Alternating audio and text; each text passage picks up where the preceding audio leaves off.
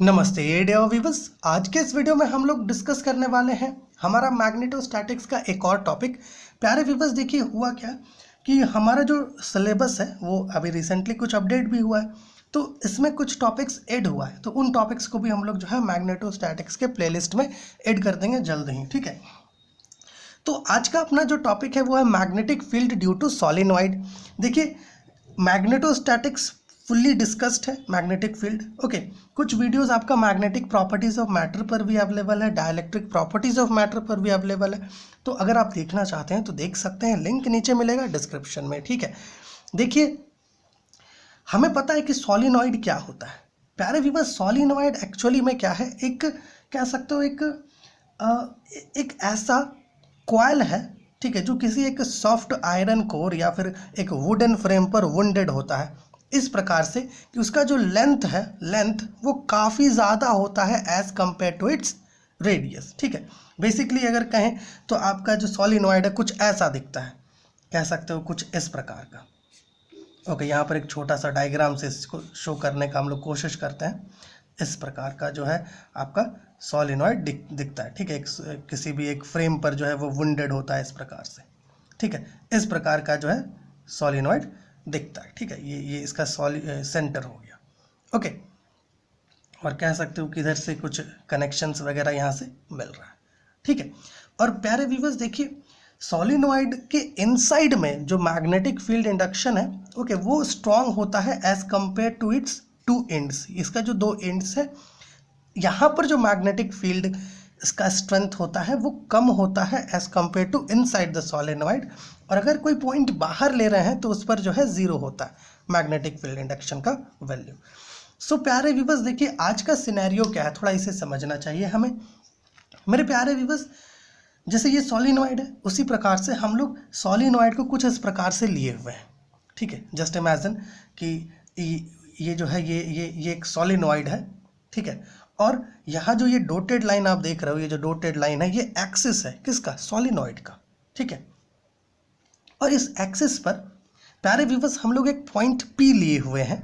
ठीक है, इस पॉइंट P पर जो मैग्नेटिक फील्ड इंडक्शन होगा due to this whole solenoid, वो हम लोग पता करेंगे कि भैया इस पर जो मैग्नेटिक फील्ड इंडक्शन है इसका क्या एक्सप्रेशन है, जो मैग्नेटिक फील्ड है इसका क्या एक्सप्रेशन है। ओके, इस पर डायरेक्शन किस प्रकार से होगा वो तो हम लोग राइट हैंड थंब रूल से पता कर सकते हैं। ठीक है, कि भाई सोलिनॉइड में करंट जो है वो आपका किधर फ्लो कर रहा है, क्लॉकवाइज या एंटी क्लॉकवाइज, ये सारी चीज़ें देखते हुए हम लोग पता कर सकते हैं, उसमें कोई दिक्कत नहीं है।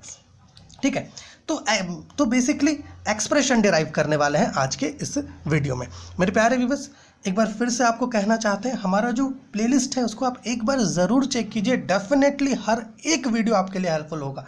ठीक है, केवल टॉपिक्स ही नहीं, numerical problems, multiple choice questions, हर एक चीज़ आपके लिए हेल्पफुल होगा। ठीक है, तो चलिए थिंग्स को स्टार्ट करते हैं। मेरे प्यारे व्यूअर्स, ये तो समझ गए ये सोलिनॉइड है।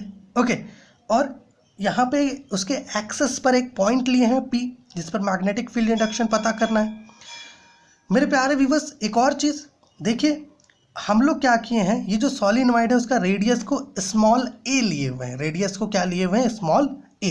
ठीक है, साथ ही साथ करेंगे क्या प्यारे व्यूअर्स, ये जो अपना सोलिनॉइड है ना, इसको हम लोग कुछ नैरो कॉइल्स में डिवाइड कर देंगे। जैसे देखिए, ये एक सोलिनॉइड है, इसको क्या किए हुए हैं, ढेर सारे है ना कॉइल्स में डिवाइड कर दिए। जैसे ये पहला कॉइल, ये दूसरा कॉइल, ये वाला जो है ये तीसरा कॉइल, ये वाला आपका पांचवा कॉइल। ठीक है, पहला, दूसरा, तीसरा, चौथा, पांचवा, इस प्रकार से हम लोग क्या किए, इसको डिफरेंट कॉइल्स में डिवाइड कर दिए। उसी प्रकार मेरे प्यारे व्यूअर्स, ये जो है ये वाला, इसको भी क्या करेंगे हम लोग, नैरो कॉइल्स में डिवाइड कर देंगे।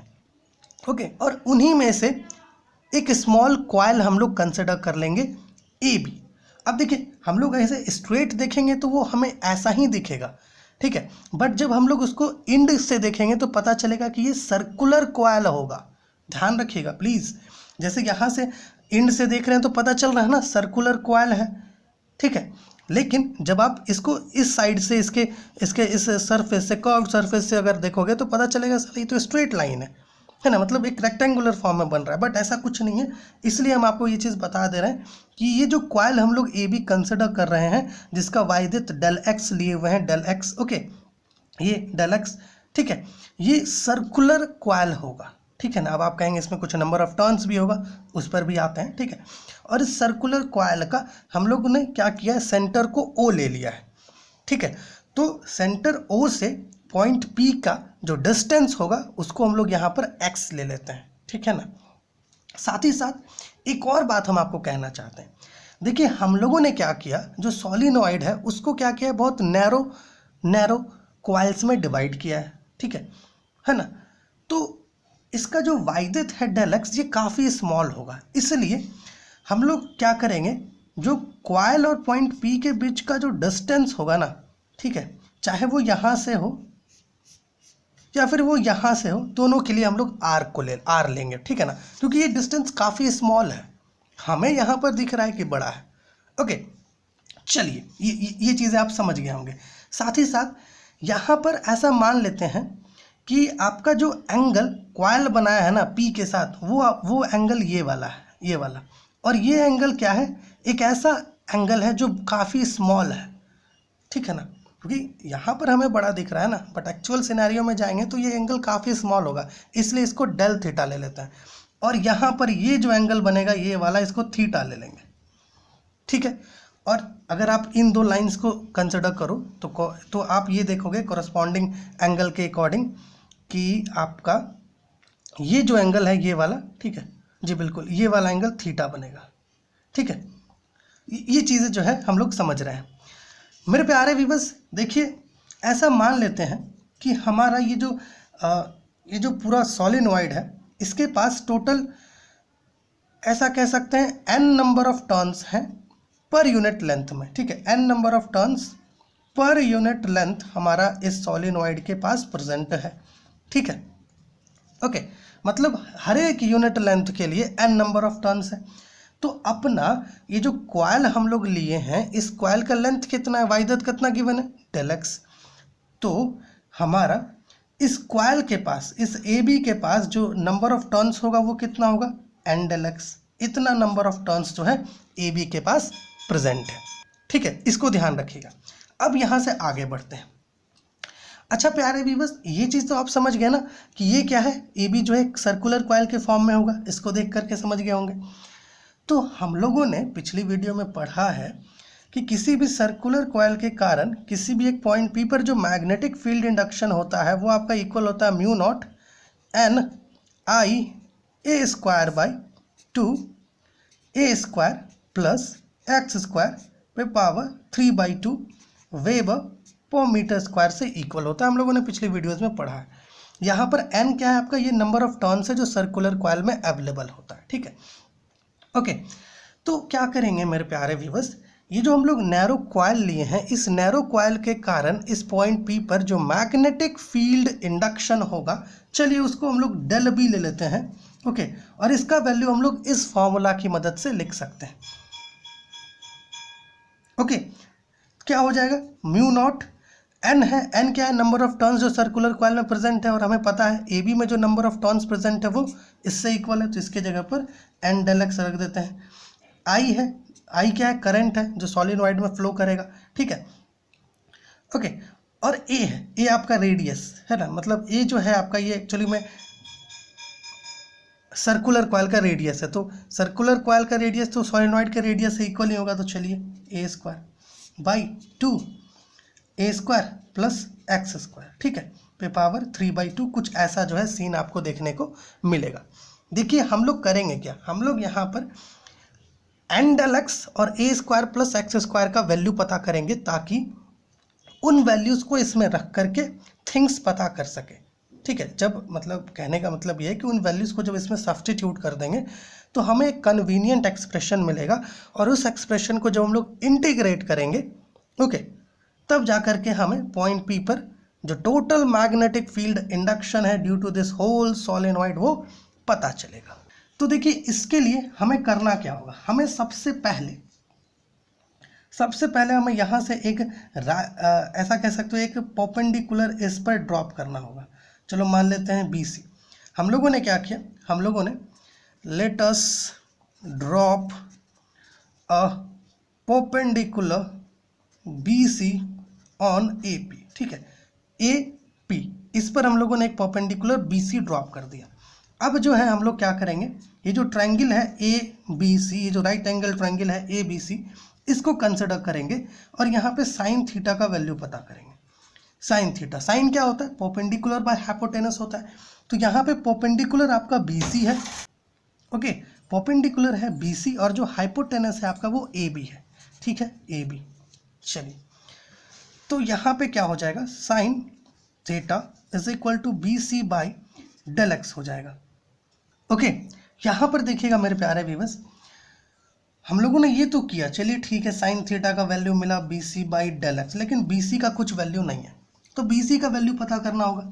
अब अगर गौर से देखो तो ये तो चलो यहाँ पे 90 डिग्री था, तो ये भी तो 90 डिग्री होगा।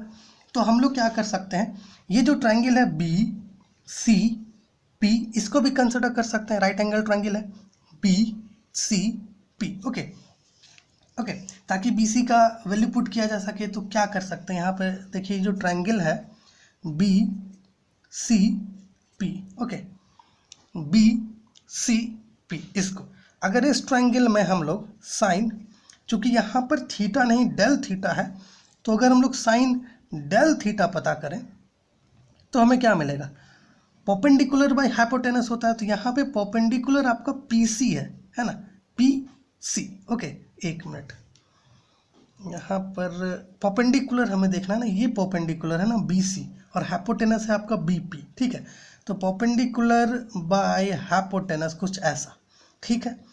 अच्छा, एक और चीज़ हम लोग स्टार्टिंग में ही कहे थे कि डेल थीटा क्या एक बहुत स्मॉल एंगल है, तो फॉर स्मॉल एंगल ये जो साइन डेल थीटा है ना, इसको हम लोग केवल डेल थीटा ले सकते हैं, इसमें कोई दिक्कत नहीं होगा, ठीक है ना, तो इसको डेल थीटा केवल ले लेते हैं। अब बी सी और बी पी का वैल्यू कितना है, आर, पुट कर दो, सो बी सी देखिए क्या मिल जाएगा हम लोग को, आर डेल थीटा, ठीक है, समझ पा रहे हैं ना क्या किए हम लोग इसके लिए, ये जो राइट एंगल ट्रायंगल है बी सी पी, इस राइट एंगल ट्रायंगल को लिए और यहाँ से बी सी का वैल्यू पता किए, ठीक है।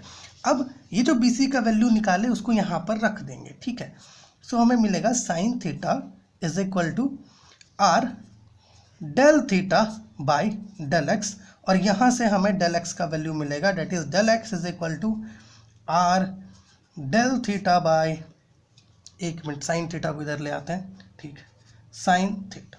चलिए देखिए, ये जो इक्वेशन था इसको ले लेते हैं हम लोग इक्वेशन नंबर 1, ठीक है, इसको ले लेते हैं 2।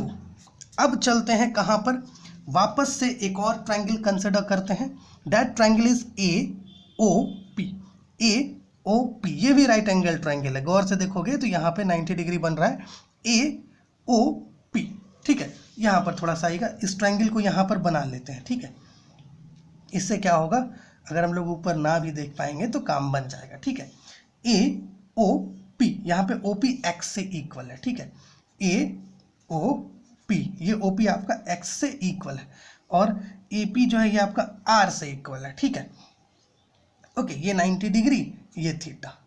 चलिए यहाँ पर देखिएगा मेरे प्यारे व्यूअर्स,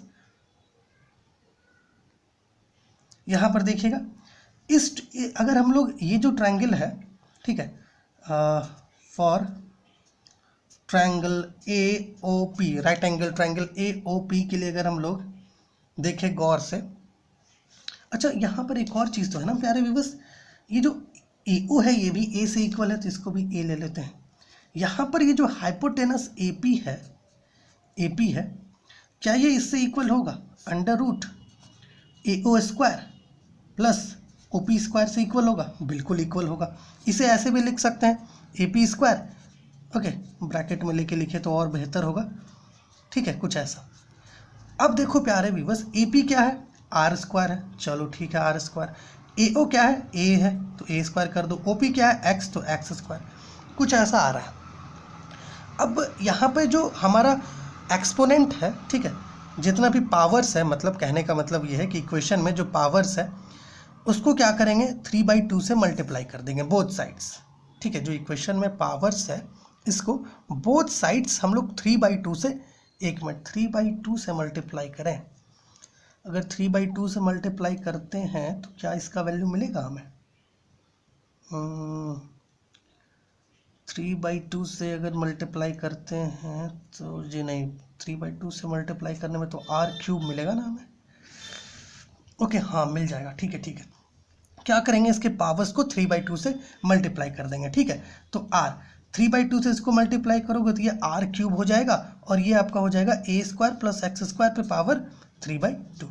ये हो गया इक्वेशन नंबर 3। अब थोड़ा गौर से देखो, यहाँ पर ये जो आपका a डिनोमिनेटर में देखना इक्वेशन नंबर 1 का a² + x² पे होल टू दी पावर 3/2 है, क्या इसके जगह पे r³ रख सकते हैं? बिल्कुल।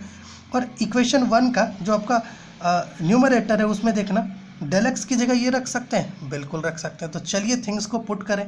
ओके, थिंग्स को पुट करेंगे तो और बेहतर होगा। यहाँ पर देखिएगा, देखिए यहाँ पर चीज़ें थोड़ा लिख करके रखें हम लोग।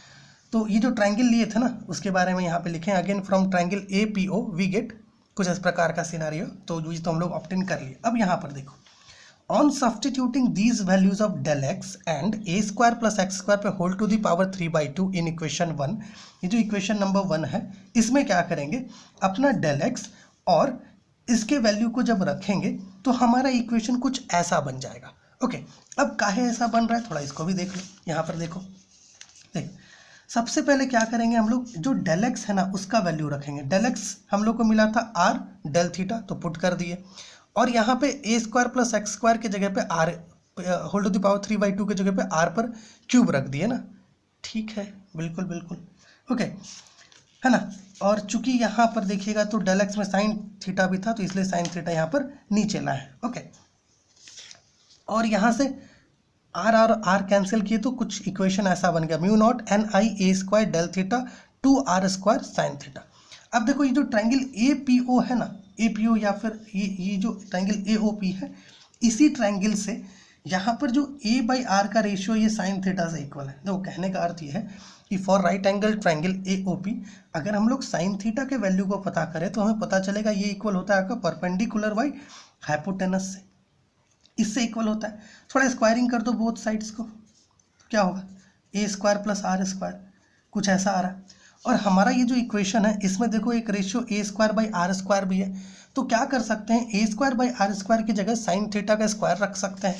यहाँ पर देखिएगा वही किए हुए, ठीक है। ये वैल्यू ऑब्टेन किया, आप देख ही लिए। Del b = μ0 Ni del theta by 2 sine theta into a²/r² अलग कर दिए। अब ये जो a²/r² है उसके जगह पर क्या करेंगे, इसके वैल्यू को रख देंगे। μ0 मतलब इस वैल्यू को रख देंगे, μ0 Ni del theta by 2 sine theta into sine square theta. And the final expression that we get is del b = μ0 Ni by 2, ठीक है। साइन थीटा यहाँ पे कैंसिल किए, एक साइन थीटा डेल थीटा। देखिए पॉइंट P पर, ये जो पॉइंट P है इस पर जो मैग्नेटिक फील्ड इंडक्शन हमें मिल रहा है इस नैरो सर्कुलर कॉइल के कारण, वो हमें इक्वेशन नंबर 3 बता रहा है, डेट इज इतना। और इसका अगर डायरेक्शन पता करोगे तो वो आपका इस एक्सिस के अलोंग ही होगा। राइट हैंड थंब रूल से थिंग्स को पता कर सकते हो, ठीक है। अब देखो प्यारे व्यूअर्स, थोड़ा थिंग्स को समझना होगा हमें। इस पूरे सॉलिनॉइड के कारण अगर हमें पॉइंट P पर मैग्नेटिक फील्ड इंडक्शन चाहिए तो हम लोग क्या करेंगे, इक्वेशन नंबर 3 को, एक मिनट यहाँ पे 2 लिए हुए ना, 3 तो यहीं पर ले लिए थे हम लोग, इक्वेशन नंबर 3 इसको 4 कर देते हैं। हमारा जो इक्वेशन नंबर 4 है, ठीक है, इसको हम लोग क्या करेंगे, इंटीग्रेट करेंगे विद इन सर्टेन लिमिट्स। अब वो लिमिट्स क्या है और ये लिमिट्स क्यों ले रहे हैं, थोड़ा इसे समझते हैं। देखिए मान लीजिए कि अपना जो, एक मिनट, मान लेते हैं कि ये अपना सॉलिनॉइड है जो हम लोग यहाँ पे कंसिडर किए हैं, ठीक है ना। और ये आपका उसका एक्सिस है, ठीक है। ये पॉइंट P है, ठीक है। इसको थोड़ा और लंबा कर देते हैं।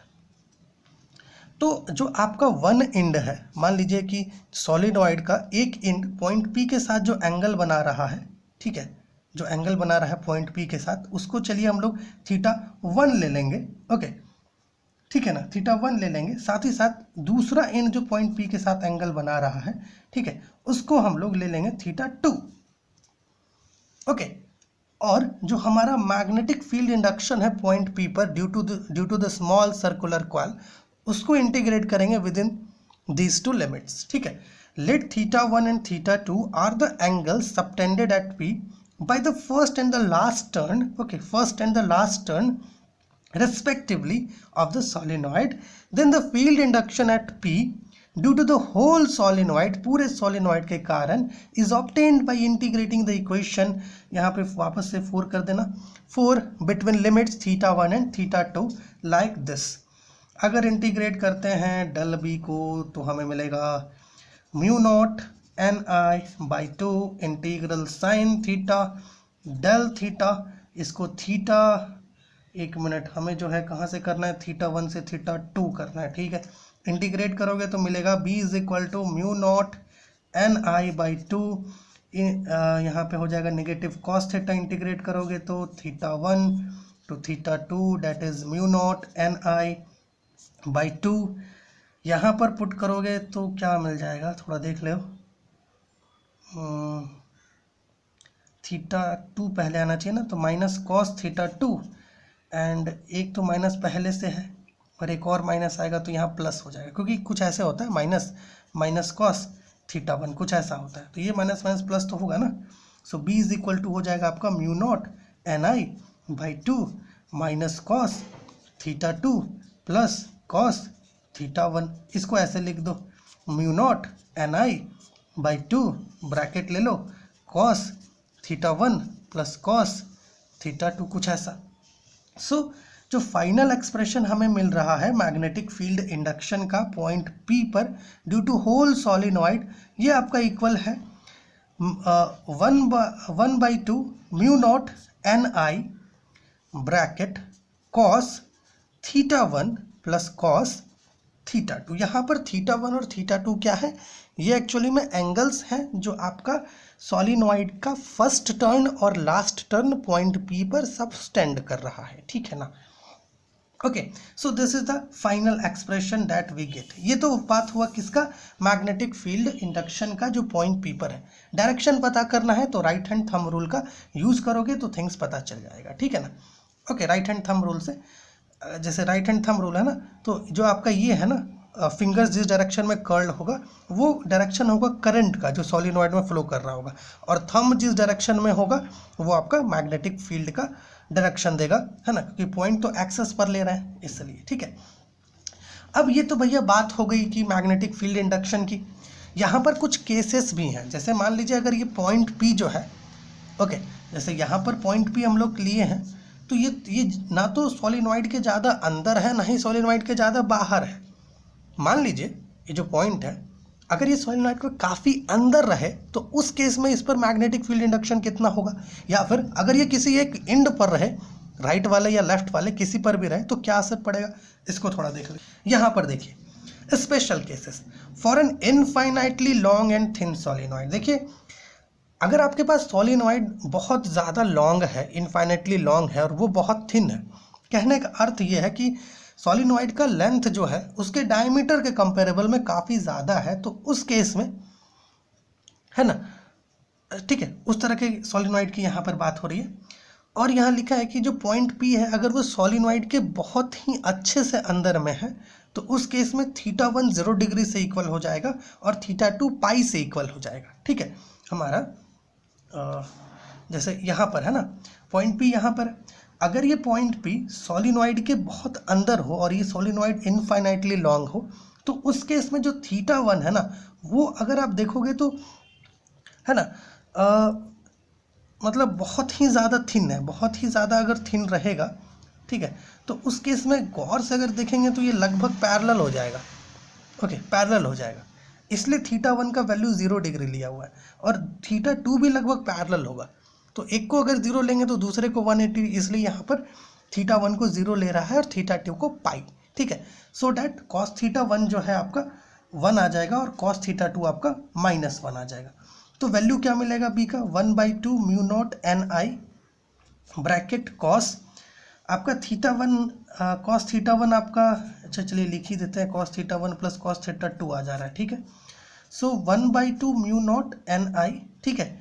यहाँ पे आपका cos θ1 का भी वैल्यू 1 है, ठीक है, और cos θ2 का वैल्यू आपका नेगेटिव में आ रहा है, ओके। फॉर्मूला कुछ गड़बड़ ले लिया क्या, एक मिनट, यस, फॉर्मूला हम लोगों ने कुछ गड़बड़ कर दिया। देखिए यहाँ पर नेगेटिव था ना, ओके, सो हमें इसको पॉजिटिव तो नहीं लेना था, कॉस थीटा 2 को, ये तो नेगेटिव में ही रहेगा तो इसको यहाँ पर नेगेटिव लीजिए, ठीक है, माफ़ करिएगा प्लीज़, सिंबल को ठीक कर लीजिए। ओके, सो यहाँ पर नेगेटिव है, ठीक है ना। ओके 1, ओके ये नेगेटिव और कॉस थीटा 2 भी आपका -1 है, तो ये माइनस माइनस क्या हो जाएगा, प्लस बना देगा। तो यहाँ पर 1/2 म्यू नॉट एन आई इंटू 2 हो जाएगा, 2 कैंसिल, तो आपको बी पर जो मैग्नेटिक फील्ड इंडक्शन मिलेगा वो होगा म्यू नॉट एन आई, जहाँ पर म्यू नॉट परमेबिलिटी है फ्री स्पेस का, एन जो है ये आपका नंबर ऑफ टर्न्स है, ऐसा कह सकते हो पर यूनिट लेंथ में, और आई आपका जो है करंट है। यहाँ पर लिखा है हम लोगों ने कि thus the magnetic field inside a thin and long solenoid is constant throughout the central region। Central region के थ्रू जो मैग्नेटिक फील्ड होता है वो लगभग कांस्टेंट होता है। अब ये पॉइंट क्यों लिखा जा रहा है, ऐसा इसलिए क्योंकि देखो करंट जो है सोलिनॉइड में वो तो कांस्टेंट ही रहेगा, चेंज नहीं करना है, म्यू नॉट कांस्टेंट है, नंबर ऑफ टर्न्स भी कांस्टेंट रहेगा, तो यहाँ पर हमें पूरा बी ही कांस्टेंट मिल रहा है, ठीक है, इसलिए ऐसा कहा जा रहा है, ठीक है ना। Thus the magnetic field inside a thin and long solenoid is constant throughout the central region। दूसरा स्पेशल केस हम लोग यहाँ लिखे हैं, magnetic field at the ends of the solenoid. सबसे पहला लास्ट वाला एंड का बात कर रहा है। अगर हम लोग लास्ट वाले एंड पर अगर मान लो कि लास्ट वाला जो आपका सर जो टर्न होगा सोलिनॉइड का, जो लास्ट टर्न होगा सर्कुलर, उस पर पॉइंट लाई कर रहा है, ओके, तो उस केस में क्या होगा, ठीक है, मान लो पॉइंट यहाँ पर लाई कर रहा है, तो उस केस में आपका लास्ट एंड जो मतलब ऐसा कह सकते हो कि जो θ1 बनेगा वो लगभग 0 डिग्री होगा, और θ2 जो बनेगा यहाँ से अगर आप देखोगे तो वो लगभग 90 डिग्री बनेगा, ठीक है। इसलिए हम लोग जो है यहाँ पर ऐसे लिए हैं, at the end of the last turn θ1 is 0 degree and θ2 is equal to 90 degree, so that cos θ1 is equal to 1, cos θ1 is equal to 1 and cos θ2 is equal to 0। तो इस केस में क्या आ जाएगा, 1/2 mu naught N I bracket cos θ1 है, okay, तो cos θ1 minus cos θ2 होता है, ठीक है ना, तो यहाँ हो जाएगा 1/2 म्यू नॉट एन आई, 1 - 0 हो रहा है, तो आपको देखो b का वैल्यू क्या मिल रहा है, b is equal to 1/2 mu naught N I, मतलब है कि इंड पर जो मैग्नेटिक फील्ड इंडक्शन है ये n है, ओके, वो आपका सेंट्रल रीजन से आधा होता है। सेंट्रल रीजन पे इतना मिल रहा था म्यू नॉट एन आई, लेकिन इंड के रीजन पर इतना मिल रहा है, ठीक है। और एक और यहाँ पर केस ले लिए हैं कि eight the end of the first turn, मान लो कि पॉइंट आपका जो पहला टर्न है इस पर लाई कर रहा है, तो उस केस में क्या होगा, जो θ2 है ये आपका 0 डिग्री हो जाएगा और θ1 जो है वो 90 डिग्री हो जाएगा, ठीक है, जैसे यहाँ लिए भी हैं, okay. At the end of the first turn θ1 is equal to 90 degree and θ2 is equal to 180 degree. अच्छा 180 डिग्री यहाँ पर लिया गया है, अच्छा ठीक है, हाँ ठीक है, ऐसे भी 180 डिग्री है क्योंकि θ2 अगर 0 ले लें तो यहाँ पर तो वैल्यू ही 0 आ जाएगा ना, ओके ठीक है, क्योंकि एक को 0 ले लिए तो दूसरे को 180 डिग्री लेना होगा, है ना, एक पैरेलल तो दूसरा एंटी पैरेलल, ठीक है।